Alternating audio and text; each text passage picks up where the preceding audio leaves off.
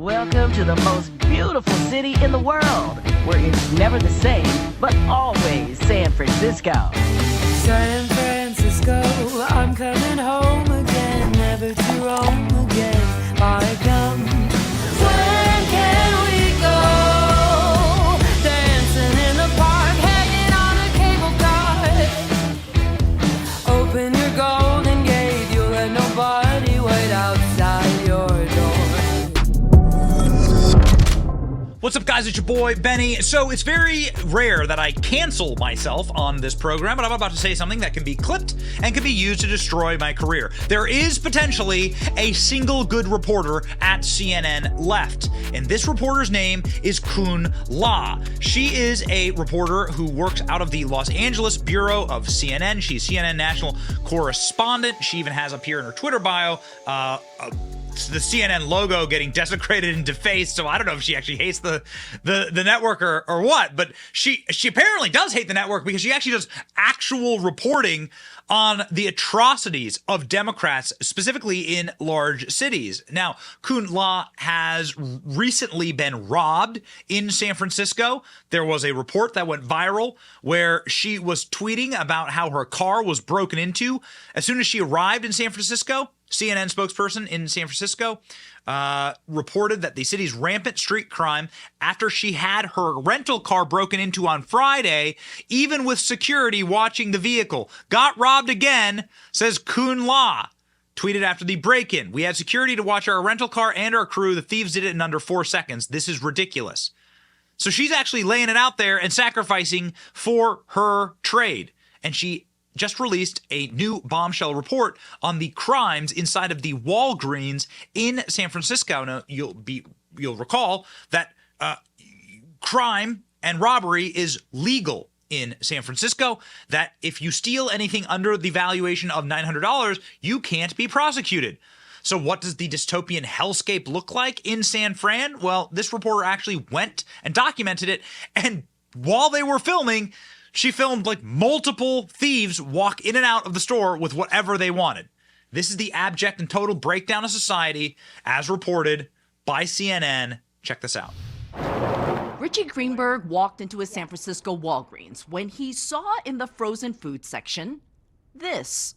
Chains, heavy chains that went from padlock to padlock on both sides of the doors, and this was bizarre, something I'd never seen before. This is just more icing on the cake, telling us that rampant crime has become a regular part of life. So typical that in the 30 minutes we were at this Walgreens, we watched 3 people, including this man, steal. Did that guy pay? Did that guy pay? He didn't pay. Walgreens says this Richmond neighborhood store with aisles of products like mustard locked behind plexiglass has the highest theft rate of all their nearly 9,000 U.S. stores, hit more than a dozen times a day. When thieves turned to cleaning out ice cream and frozen burritos, workers grew so frustrated they resorted to the chains. They were ordered down by corporate because of the negative messaging. But Walgreens isn't the only retailer impacted in San Francisco. You have to ask an employee for help. At this store, frozen food is controlled with a cable lock. Fake eyelashes locked behind plexiglass, along with lotion and nail polish. At another grocery store, $14 bags of coffee under lock and key. What is this? I don't know. I don't understand why coffee. Here she is. But it's become kind of like a police state in San Francisco. I don't know how else to describe it.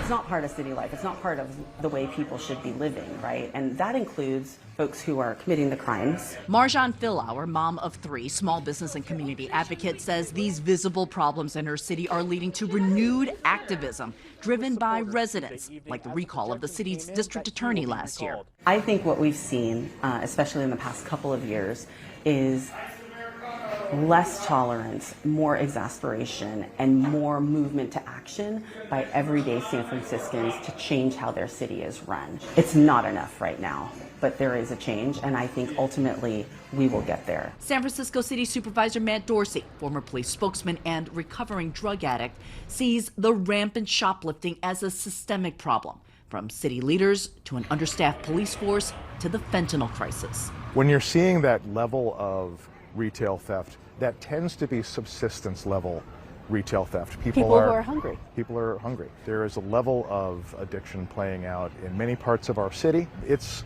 happening at levels we really haven't seen in San Francisco. What I'm hearing from my residents and what I'm hearing from San Franciscans is it's time for tough love. We are not doing any addict in this city favors by enabling behavior that is potentially deadly in ways we have never seen.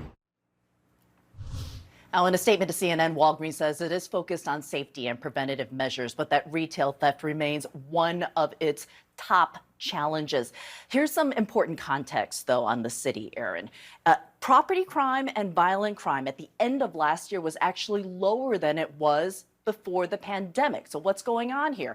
Low-level drug use, as well as this sort of retail theft, may be considered lower-level crimes, but they're uniformly and widely felt by so many. So that clip is astonishing to some who perhaps don't understand exactly how dangerous and awful San Francisco has become. We do. We went to San Francisco just recently and wandered through a Walgreens, not this exact same one, but a Walgreens nonetheless. It is ironic to me also seeing the Pride Progress flag there up.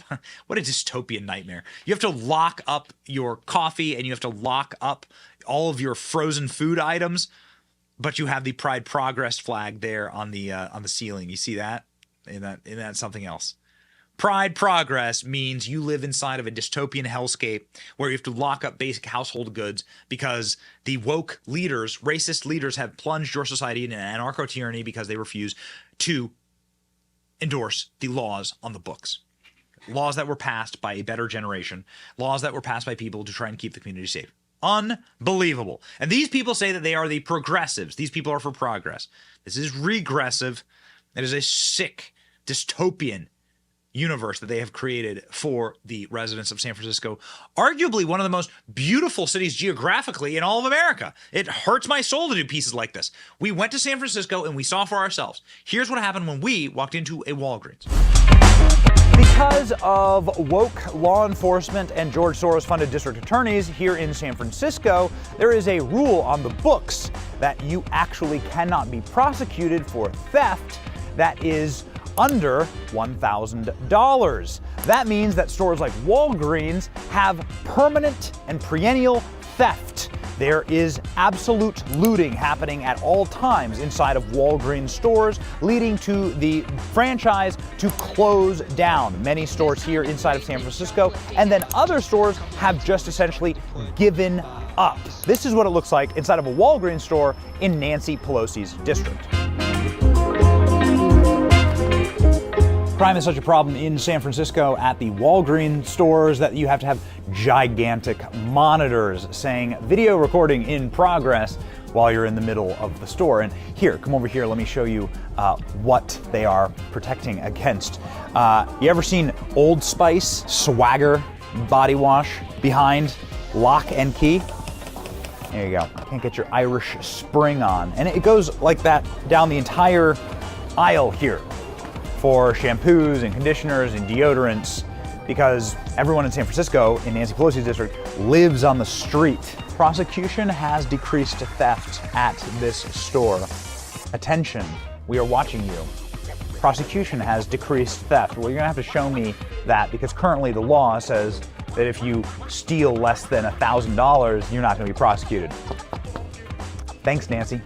Now, you just being a regular American living in regular America would assume that you could just go in and get your beef jerky at any gas station or any convenience store or any Walmart, but not here. You have to call customer service actually in order to get beef jerky behind the glass here in San Francisco.